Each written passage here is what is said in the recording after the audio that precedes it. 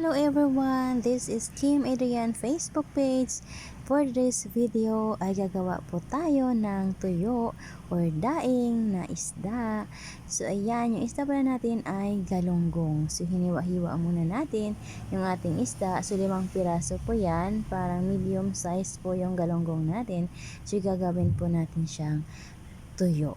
So ayan, linisan muna natin yung ating galunggong para marinis na po yan at mamarinate na natin maya maya. So yan, malinis na po yan. Magkuha na po tayo ng ating i-marinate na kalamansi, tuyo at saka lagyan po natin siya ng konting magic sarap. So yan, mas masarap talaga pa ikaw mismo yung gagawa ng tuyo or daing. So ayun pala yung tawag dyan sa Ilonggo ay uga nga isda.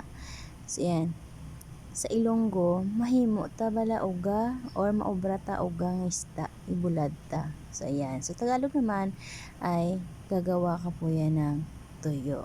So ayan.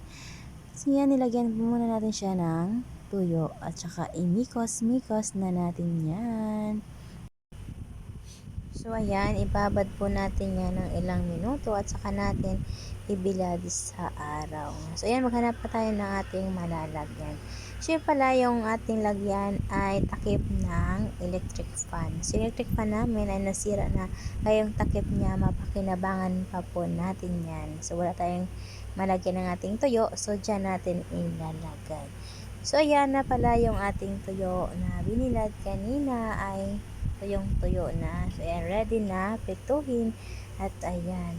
So ito nga pala yung ating finished product na ginawa nating tuyo kanina. So ito na at piniprito na po natin.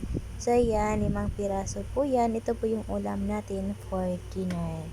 Sarap! So yung favorite ng mga bata, galunggong na tuyo or uga sa Ilonggo. Sarap! So, yan na, kainan na. Thank you so much for watching!